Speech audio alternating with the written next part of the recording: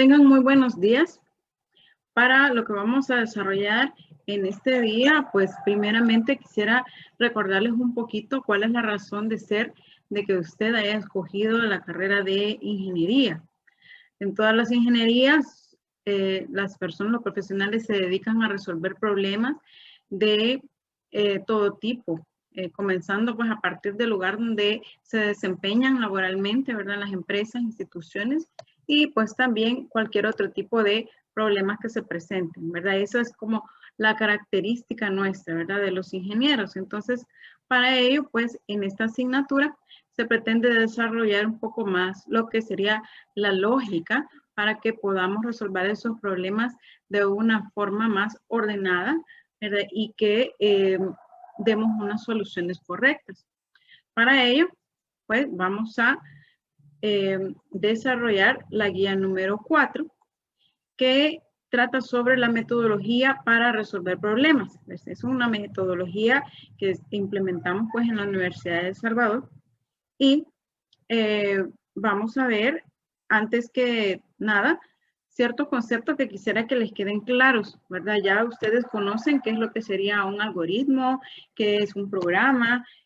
Ahorita pues vamos a recordar qué es un flujograma. Es un flujograma, aquí tenemos un dibujo, ¿verdad? En el cual pues podemos ver diferentes símbolos que nos van a representar lo que sería una acción específica de una instrucción en el lenguaje, ¿verdad? Entonces, esta serie de símbolos o bloques que vemos están unidos por flechas que indican el flujo de la información y son símbolos que están estandarizados. Por lo tanto, pues un flujograma es universal, ¿verdad? Ya que está normado por las normas ANSI, que serían del Instituto Norteamericano de Normalización, ¿verdad? Esos son los símbolos que vamos a estar utilizando y son estos que tenemos acá. Primeramente tenemos acá pues el símbolo, ¿verdad? El significado y las palabras reservadas que utilizaríamos si estuviéramos haciendo pseudocódigo. El primer símbolo que tenemos se llama terminal y ese símbolo lo vamos a utilizar siempre cuando comencemos o terminemos un flujograma. Y simboliza el inicio y el fin, ¿verdad?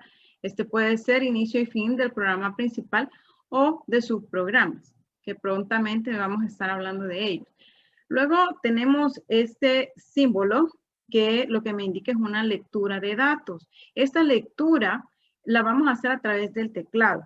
Este símbolo, entonces, es el que más vamos a estar utilizando para cuando digamos que vamos a leer, ¿verdad? Porque por lo general le solicitamos al usuario que introduzca el dato. Esta es para entrada de datos por consola, ¿verdad? Luego tenemos este otro símbolo que también es de lectura. Sin embargo, este casi no lo utilizamos porque este involucra que la lectura se hace a través de otro medio, como por ejemplo un archivo.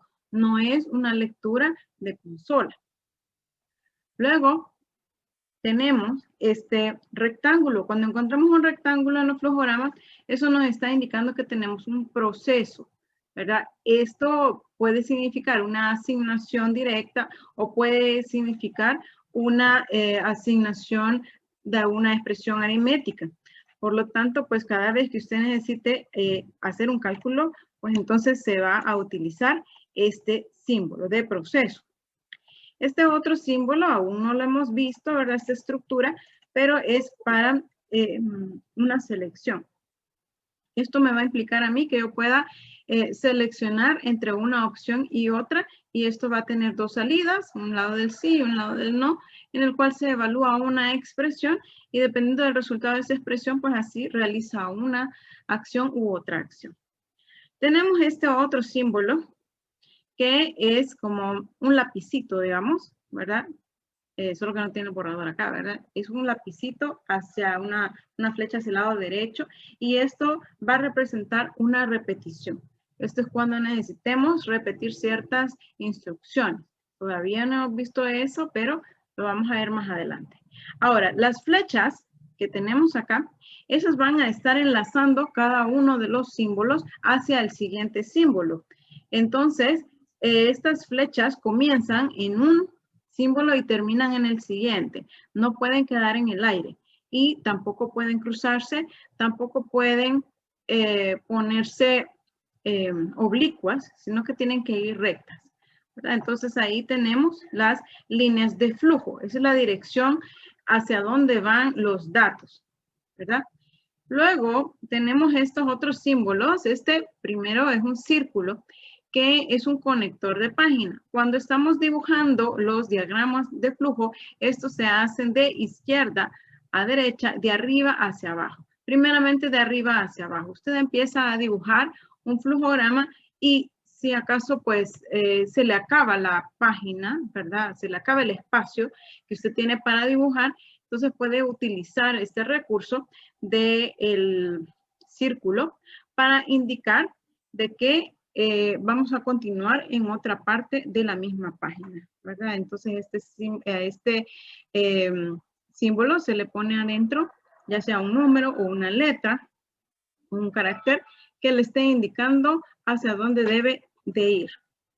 De igual forma se utiliza el conector de página, solo que este es para cuando ya se nos acabó el espacio en una página y tenemos que pasar a otra página, ¿verdad?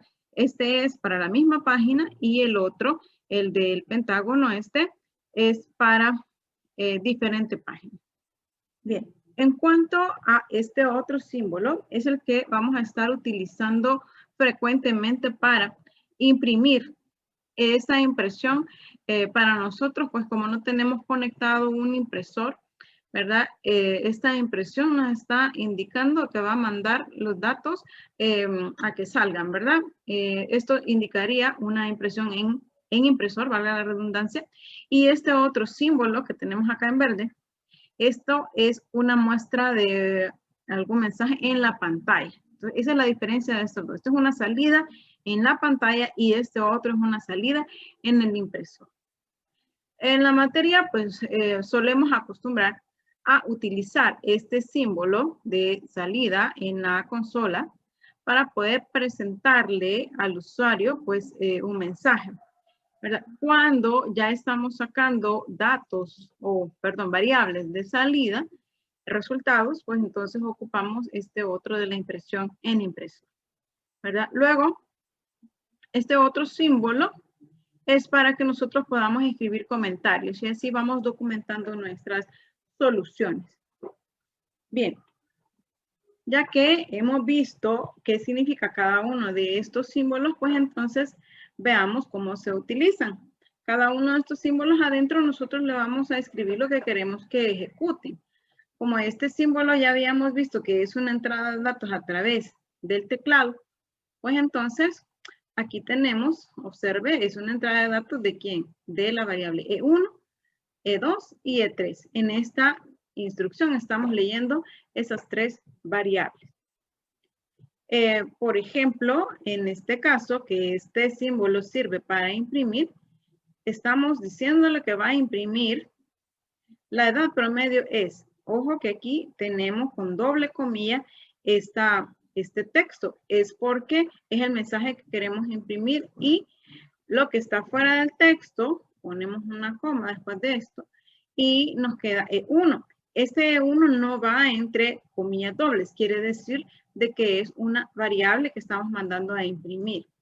Aquí no es lo mismo que vamos a escribir en el código. En el código ya sabe usted de que vamos a escribir la cadena de control y que le vamos a poner en qué posición va a ubicar la variable de salida. En este caso no es necesario, tampoco es necesario que usted le ponga formato, sino que aquí solamente pone el texto que quiere escribir con la variable o las variables que quiere escribir. Esto es para mandarlo a imprimir en papel, ¿verdad? Luego este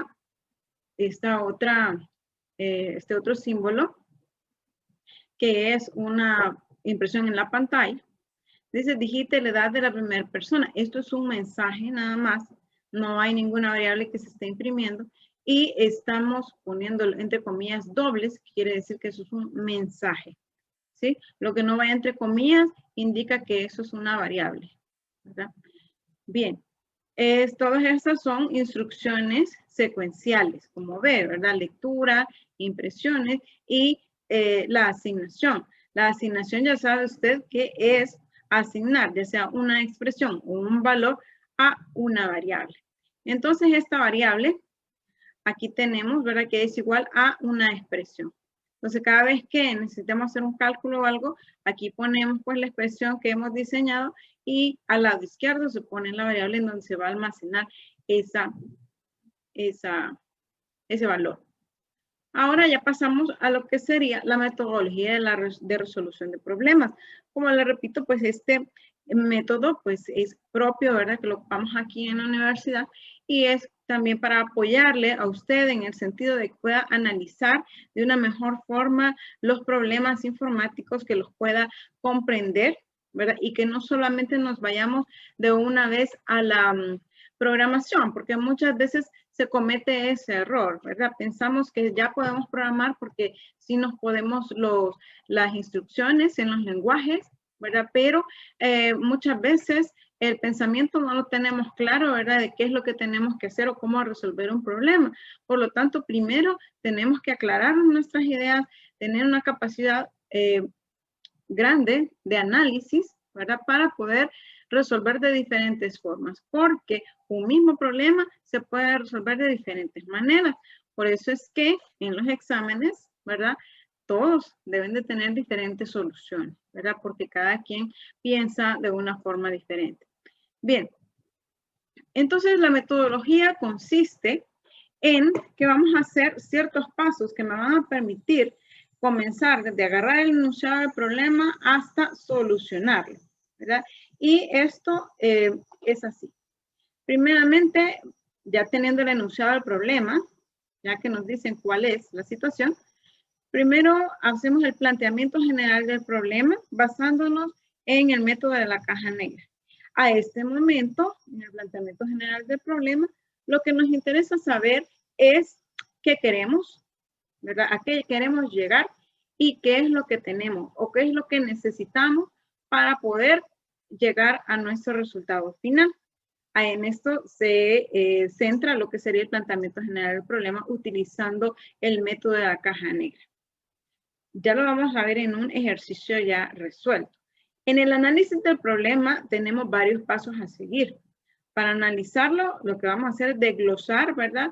Esto que ya vimos en la caja negra, ya vimos qué es lo que queremos y qué es lo que tenemos, pues entonces veamos cómo lo vamos a ir ya modelando para nuestra solución informática. Primero vamos a establecer las variables de salida. Eso ya lo conocemos desde el momento que ya sabemos qué queremos, pero aquí le ponemos nombre, determinamos qué tipo de datos vamos a utilizar, etcétera. Y describimos, ¿verdad? Cada una de las variables. Luego también definimos las variables de entrada, que también ya tenemos una noción de cuáles son las variables de entrada en el momento que establecemos, pues, en la caja negra, qué es lo que necesitamos. Eso es las variables de entrada. Luego las constantes. Recordemos que esto es cuando tenemos que llevar un valor constante en el programa, ¿verdad? Que no va a cambiar durante toda la ejecución del programa, entonces lo podemos considerar como constante. Luego tenemos restricciones. Las restricciones son todo aquello que no me va a permitir que yo pueda desarrollar o que pueda dar una respuesta o un resultado a mi problema. Por lo tanto, tengo que evitar que hayan ciertos errores, ¿verdad? Por ejemplo, que me vayan a poner, me vayan a dar un valor de división entre cero, por ejemplo, que eso haría infinita una división, que me vayan a dar un error que no existe, un dato que no existe, ¿verdad? Y eso me puede generar problemas en el programa.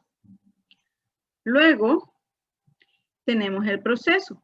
En el proceso nosotros vamos a pensar cómo vamos a hacer para resolver nuestro problema y luego las variables de proceso. Bien, el tercer paso es el diseño de la solución. En este diseño, pues lo que hacemos es diseñar un flujograma. Puede diseñarse un flujograma o un pseudocódigo, pero en el caso de la asignatura vamos a diseñar un flujograma que me va a dar la idea de cómo va a quedar mi programa. Es decir, si usted hace bien su flujograma, pues de ahí solo le va a quedar convertirlo, ¿verdad? Trasladarlo, ¿verdad? Al lenguaje del C#. Y la codificación, que ya es la escritura del programa en el lenguaje.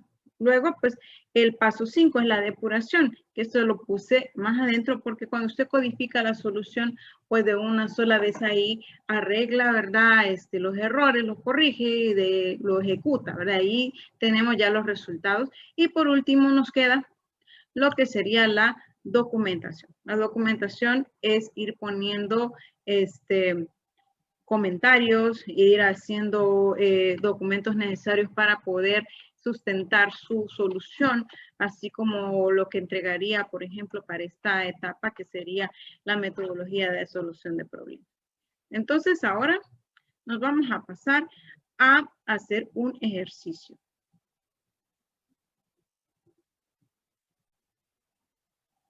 Bien, aquí estamos, vamos a ocupar un formato en el cual vamos a desarrollar la metodología para resolver problemas. Este les va a ser publicado para esta semana el desarrollo de los ejercicios de laboratorio, ¿verdad? Solamente les va a servir para esta semana porque el otro les voy a publicar uno que ya involucre modularidad. Ahorita no vamos a involucrar modularidad todavía, pero para esta semana sí. Entonces, ¿qué vamos a hacer cuando nos presenten un problema?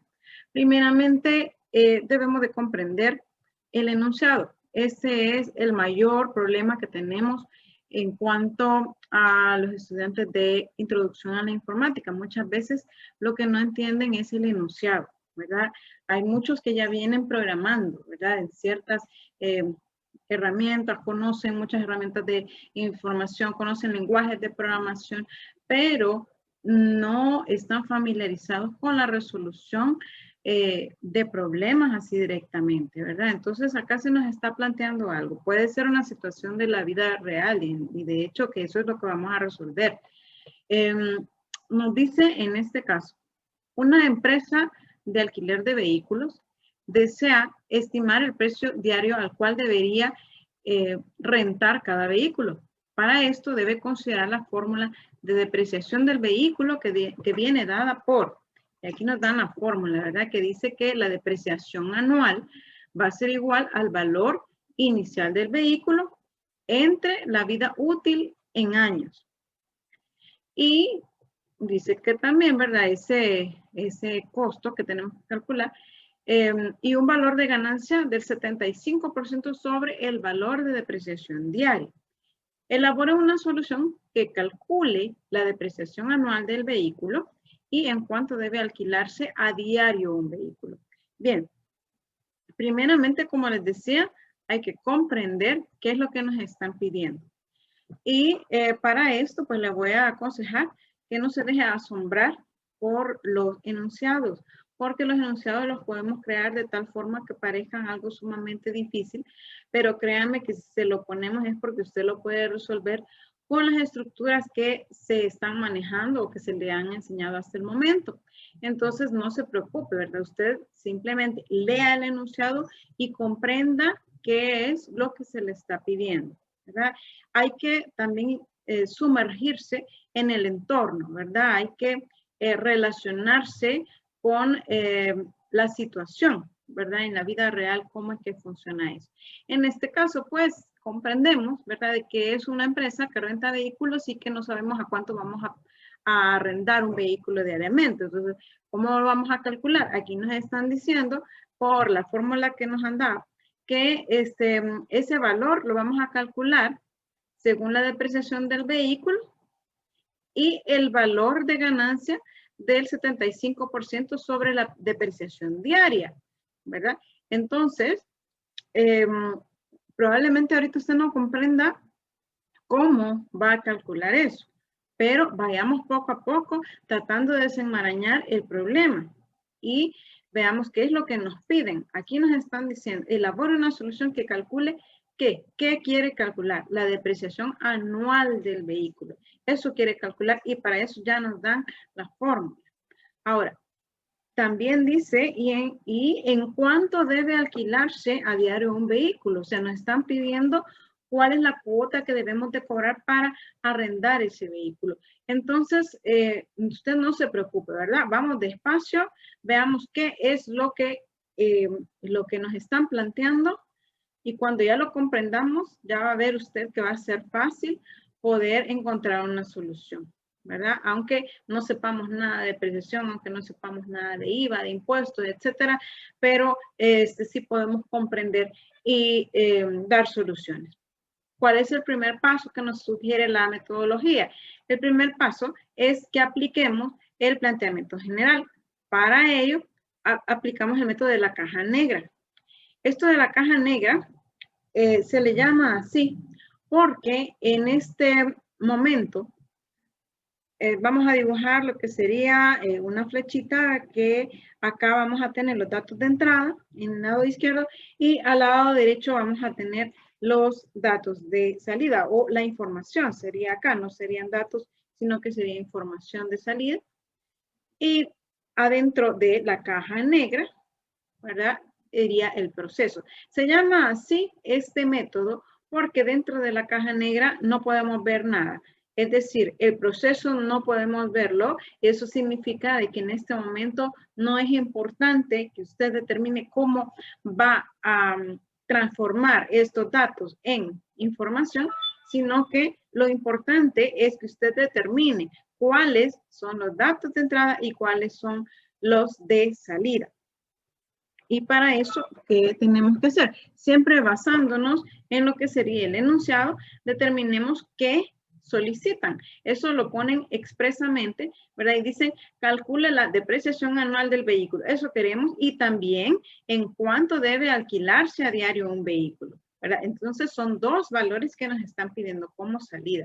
Aquí los hemos puesto, depreciación anual y el valor del alquiler de ese vehículo. Bien, ahora para completar nuestro análisis de la caja negra, vamos a determinar cuáles serían los datos de entrada.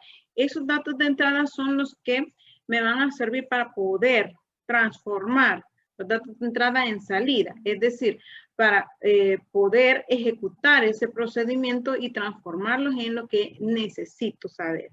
¿Sí? Entonces, si quiero saber la depreciación anual, y ya sé que la depreciación anual me están diciendo que es el valor inicial del vehículo entre la vida útil en años de ese vehículo, entonces, lógicamente tengo que tener ese valor inicial del vehículo. Tengo que saber en cuánto lo compraron y cuál es la vida útil que tenía ese vehículo en ese momento, ¿verdad? Entonces, esos son datos de entrada, lo que me va a servir para poder realizar el proceso y para poder determinar cuál va a ser mi resultado.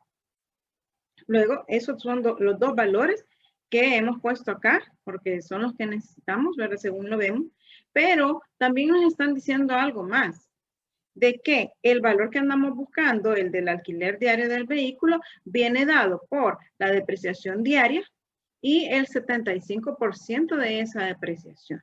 Entonces, este valor que nos están dando en este momento, pues va a ser constante para este caso, porque ya nos lo están asignando, ¿verdad? No vamos a preguntar cuánto vamos a querer de ganancia, sino que ya lo sabemos. Por lo tanto, podríamos ocuparlo como una constante nombrada, asignándole un valor, ¿verdad? Entonces, también necesitamos saber ese valor de ganancia que va a tener el dueño de la empresa, ¿verdad? Entonces ponemos porcentaje de ganancia y aquí le voy a poner que es el 75%.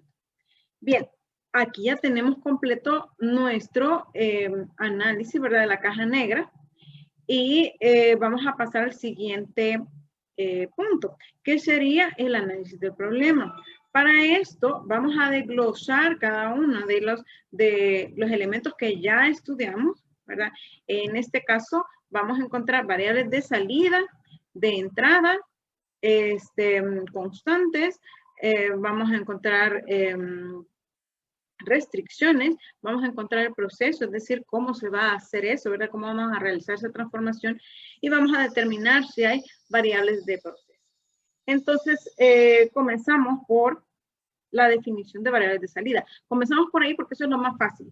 saber qué es lo que quieren. Aquí ya lo determinamos en el análisis de la caja negra, ya establecimos que queremos la depreciación y que queremos el valor del alquiler. Entonces ahora tenemos estos cuadritos en los cuales vamos a ubicar esa misma información que ya la determinamos, pero hoy le vamos a poner nombre y de aquí en adelante vamos a llamar estos datos de esta forma como los estemos llamando acá. Miren, entonces a la depreciación anual le puse DEP anual y al valor del alquiler le puse VAL alquiler. Ajá. ¿Y por qué hemos puesto este nombre con minúscula y este otro con mayúscula? Pues entonces aquí estamos siguiendo lo que sería una norma de Lower Camel Case, que lo vamos a estar ocupando para nombrar las variables, ¿verdad? Para cuando usted vaya a nombrar clases, por ejemplo, o métodos, pues entonces vamos a ocupar el Upper Camel Case, que es comenzando con mayúscula y las demás minúsculas. En el Lower Camel Case comenzamos con minúsculas y las siguientes palabras del nombre compuesto, pues entonces van a ser en mayúscula la primera nada más.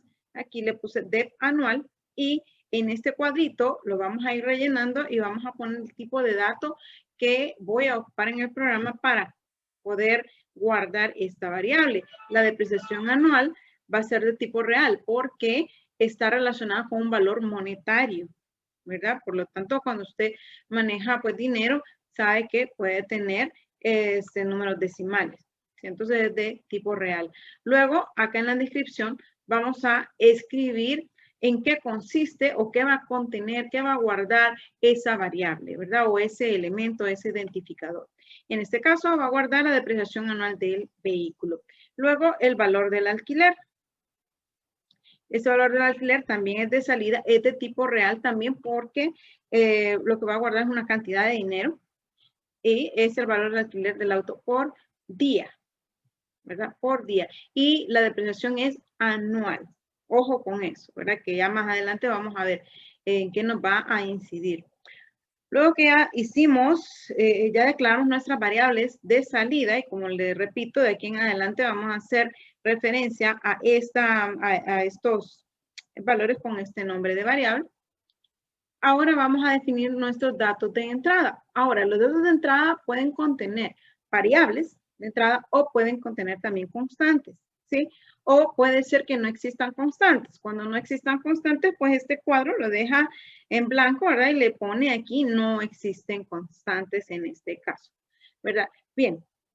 Definición de los datos de entrada, las variables, ¿quiénes serían? Ya establecimos en la caja negra que necesitamos el valor del vehículo y la vida útil. El porcentaje, como ya está dado, este lo vamos a considerar como constante. Los otros dos serían variables. Entonces, veamos cómo le ponemos al valor del vehículo, le pusimos precio auto. El precio auto, como también es monetario, es real. Y la descripción es que el precio inicial es el precio inicial que tiene el automóvil, ¿verdad? Ahí vamos a guardar la cantidad, si costó 5,000, si costó 10,000, si costó 40,000 dólares, pues entonces ahí lo vamos a guardar ese valor, es de tipo real. Y la vida útil, esta vida útil, los fabricantes de automóviles la dan en número entero, ¿verdad? Puede ser de 2 años, 3, 4, 5 años, ¿verdad? Y esto es entero. Aquí le pusimos la descripción, es la vida útil del automóvil en años. Luego, ya que definimos las variables, los datos de entrada, ¿verdad? Las variables, pues entonces veamos si hay constantes. En este caso sí hay constantes y esto lo vamos a nombrar con una norma que se llama all caps, ¿verdad? Que serían todas mayúsculas, todas las que sean constantes las vamos a nombrar con all caps. Y para estas constantes lo que vamos a hacer es llenar el mismo cuadrito, solo que este cuadro va a tener una columna adicional que es la del valor. Entonces, tenemos acá el nombre de la constante va a ser ganancia. El tipo de esa constante va a ser de tipo real, porque ya sabe usted, ¿verdad?, de que lleva decimales.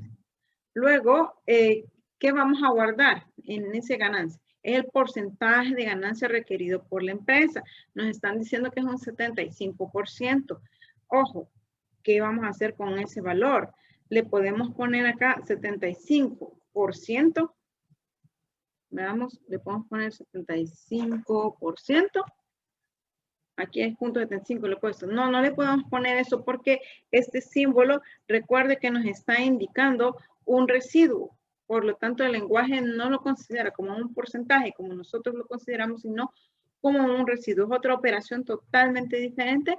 Por lo tanto, no lo ponemos así con símbolos, sino que le estamos poniendo, asignando un valor que ya sería, pues, el valor del porcentaje, ¿verdad? 0.75. Si multiplicamos un valor por 0.75, eso nos va a dar el 75% de algo, ¿verdad? Es 75 entre 5. Bien, entonces eso es el valor que le damos a la constante. Ya que hemos definido variables de entrada, datos de entrada, perdón, variables de salida, datos de entrada, ahora vamos a establecer las restricciones. Las restricciones las vamos a aplicar solamente sobre variables de entrada, nunca sobre variables de salida. Esto significa de que usted puede restringir los datos que ingresan, pero no los que salen, porque los que salen los va a calcular a partir de los que ingresaron.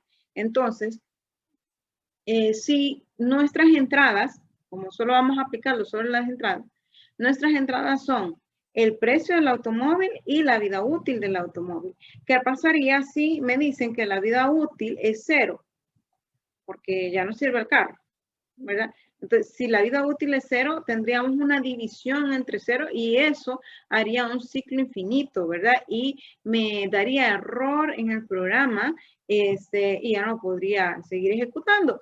Por lo tanto, aquí tenemos nosotros que librarnos de ese tipo de errores, que ir viendo más adelante, más allá, ¿verdad? ¿Cómo voy a solucionar si acaso sucede esto? ¿Verdad? Entonces acá pues vamos a considerar que ese número no puede ser 0, ¿verdad? El número de la vida útil definitivamente no puede ser 0. Ahora, ¿el precio del auto puede ser 0? Pues puede ser si nos regalan el auto, pero difícilmente le van a regalar a alguien un auto para que haga su trabajo, ¿verdad?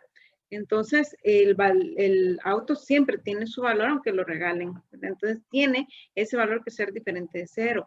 Pero no solamente vamos a poner que sea diferente, sino que también, digámosle que sea mayor que 0. ¿Por qué? Porque no podemos poner el precio del auto negativo. No podemos poner la vida útil menos 1.5. Tampoco se puede, ¿verdad? Menos 3. No se puede. Entonces, tenemos que restringir que la persona que ingrese datos, ingrese correctamente esos datos de tal forma de que no me hagan fallar a mi sistema. Entonces, acá, por eso la restricción, que es la que usted va a poner según los enunciados, usted la va a declarar, pues entonces va a ser que el precio del auto sea mayor que 0. Y que la vida útil sea mayor que 0. Esto lo vamos a unir, fíjese, con unos operadores que usted ya conoce. Que ya vimos en el laboratorio anterior, ¿verdad? Que son el I. El que el precio del auto sea mayor que 0 y que la vida útil sea mayor que 0, ¿verdad? Bien. Veamos, entonces el siguiente paso sería encontrar cuál es el proceso. Esto es lo que no entendíamos, ¿verdad? Vamos a ver ahí arriba el enunciado. Nos dice de que queremos saber en cuánto vamos a alquilar el automóvil. Nos dice que queremos saber cuál es la depreciación anual. Hay una cosa que está bien fácil, que es esta, la depreciación anual, porque ya nos dan la fórmula y además estamos leyendo el valor inicial y la vida útil. Por lo tanto, esta fórmula solo la aplicamos, ¿verdad? ¿Cómo la vamos a aplicar?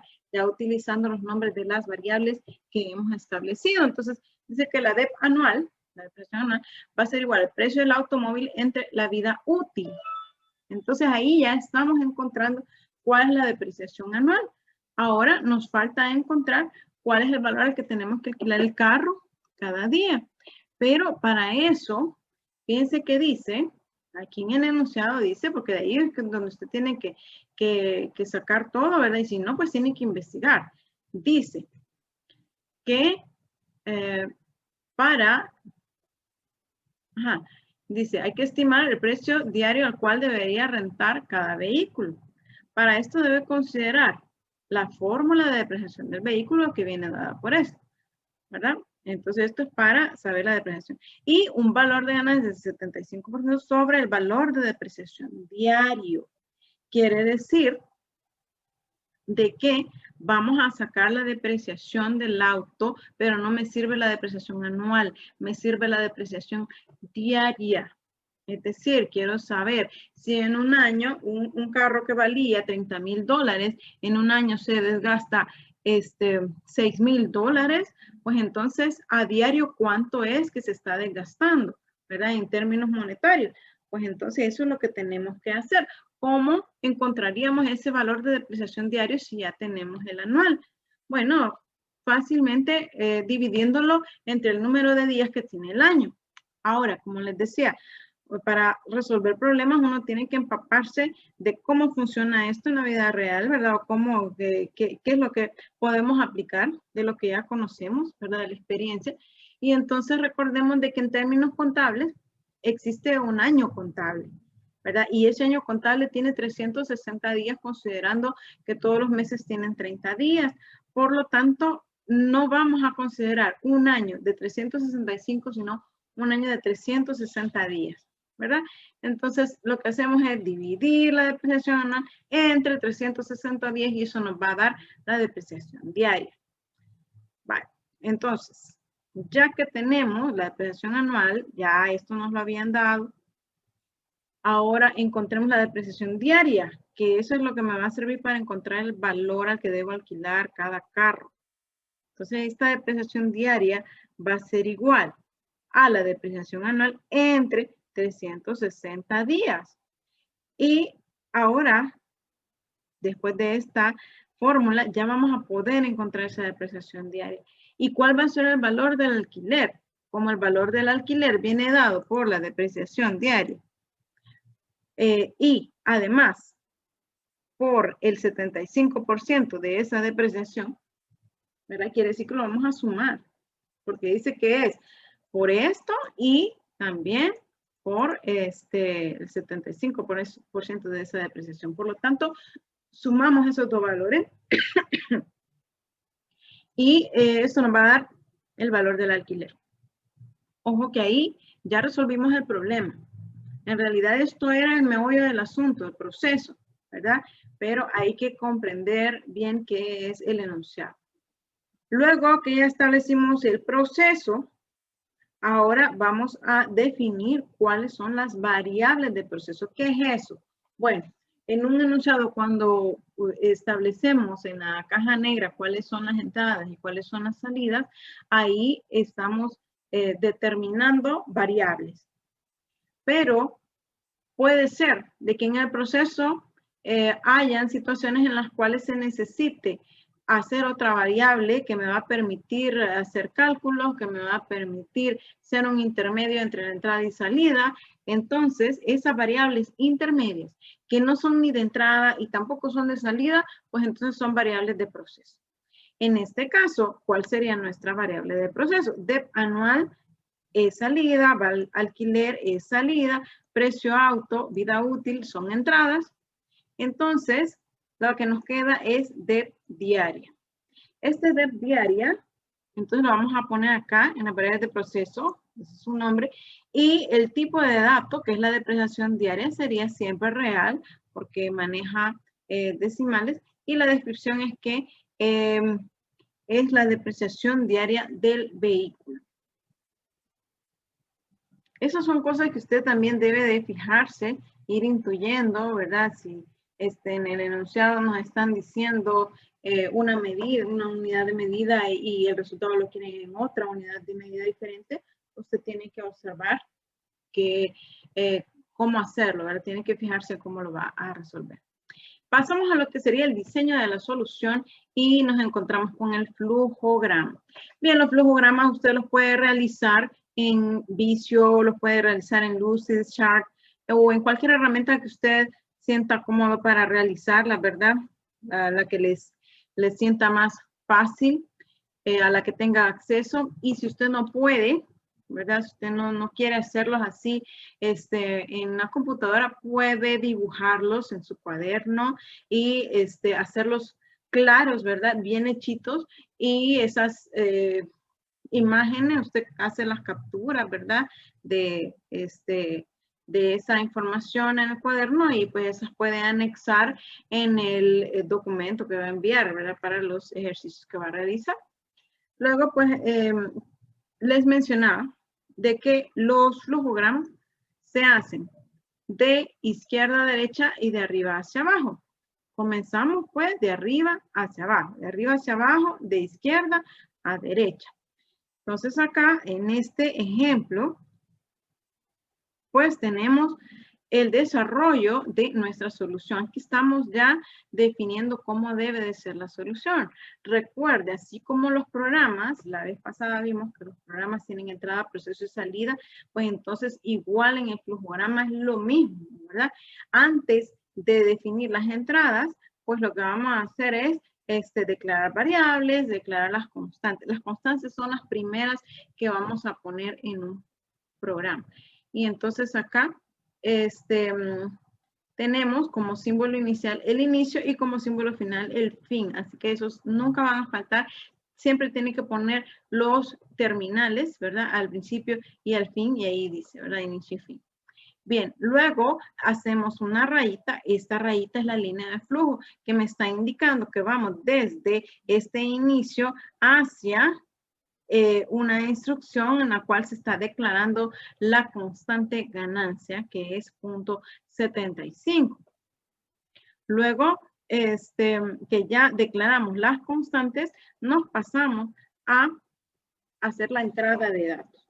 En la entrada de datos le pedimos al usuario que digite el valor inicial del vehículo. Se lo estamos enviando en un símbolo en el cual manda a imprimir en pantalla ese texto.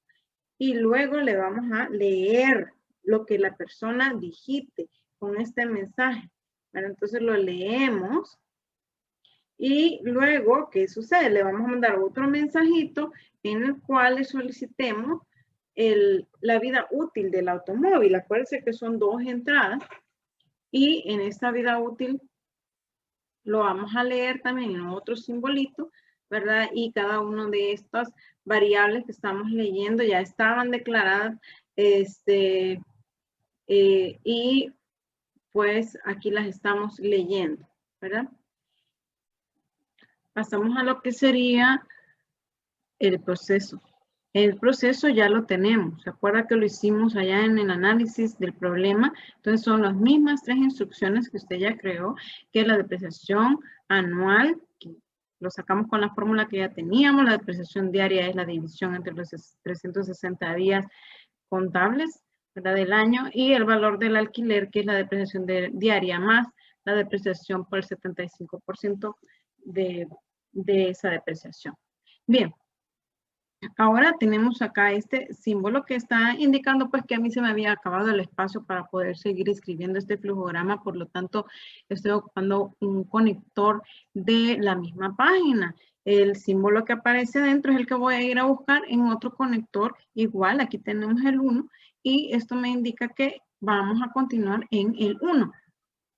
Encontramos acá el símbolo y aquí estamos viendo que hemos enviado una impresión, ¿verdad? En la cual estamos poniendo un mensajito entre comillas doble y afuera de las comillas dobles, después de la coma, viene lo que sería la variable. Eso es lo que me va a indicar que es una variable, ¿verdad? Que está fuera de comillas. Ahora, no confundamos porque a veces lo que ponen adentro de estos símbolos es lo que pone en la instrucción del lenguaje y no es correcto, ¿verdad? Lo correcto es que usted lo ponga de esta forma, el mensaje con comilla doble y el nombre de la variable, nada más. Aquí no me le va a poner formato, no me le va a poner llaves para indicar a dónde va a ir la variable, sino que me va a poner de esta forma. Y este es otro mensaje donde se pone la otra variable de salida y luego terminamos ese flujograma. Ahora vamos a pasar al siguiente paso, que sería la codificación.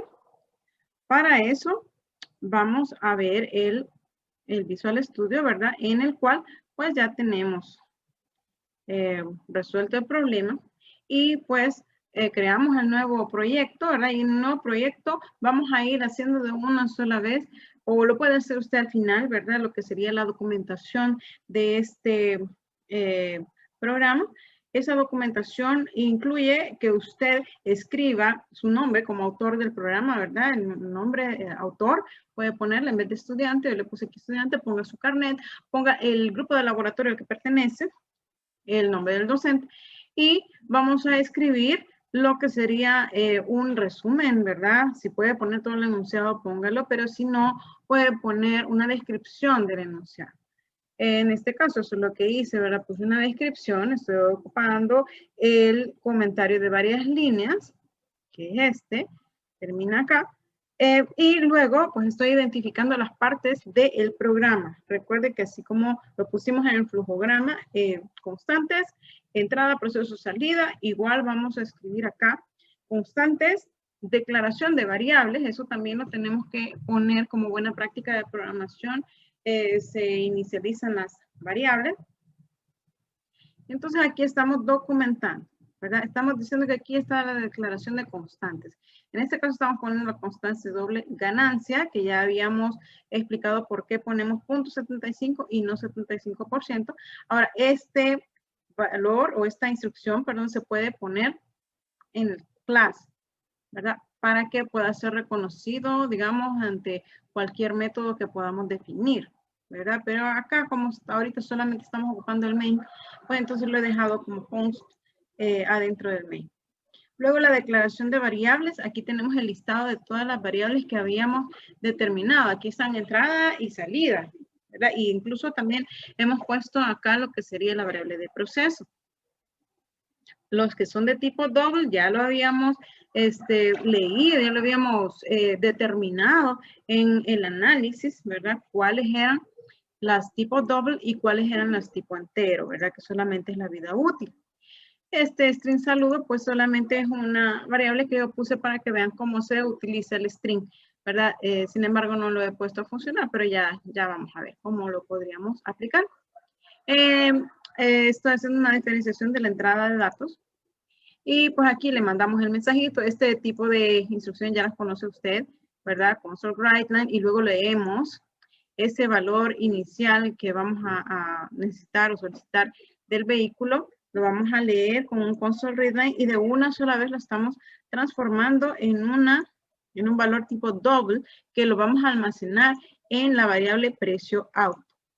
De igual forma, vamos a leer lo que sería la vida útil del vehículo y esa pues la vamos a leer en un readline que de una sola vez lo vamos a convertir en un valor entero. Recuerda que así nos lo habían solicitado, ¿verdad? Que la vida útil sea entera. Ahora que ya leímos, lo mismo que ya hicimos en el flujograma, si usted va comparando, ¿verdad? El flujograma con el programa es lo mismo, ¿verdad? Solo vamos traduciendo, digamos, la instrucción que me dé el flujograma, la traduzco al lenguaje. Ahora nos vamos a lo que sería el procesamiento de datos. Y esto sería pues las mismas 3 instrucciones que ya habíamos puesto. O sea, aquí no le cambiamos nada. Si usted desarrolla bien su flujograma, pues no tiene por qué perderse en el programa. Y la salida de datos, que es la impresión, ¿verdad? Esto también ya usted lo conoce, ya sabe cómo establecer los formatos. Y con esto pues nos vamos a lo que sería la ejecución de este programa, ¿verdad? Vamos a ver cómo nos funciona. Dice, digite el valor inicial del vehículo. Pongámosle que el vehículo costó $35,000, ¿verdad? Porque vamos a comprar carros nuevos. Ingrese la vida útil del vehículo. Vamos a poner que 5 años. Y entonces me está diciendo que la depreciación anual del vehículo es $7,000. Ahora, dice que el valor del alquiler diario va a ser $34.08. Entonces acá, ahí tenemos pues nuestro resultado. Y pues eso sería la aplicación de la metodología para la resolución de problemas. Nos quedamos para la asignación de ejercicios. Cuídense, que pasen feliz día.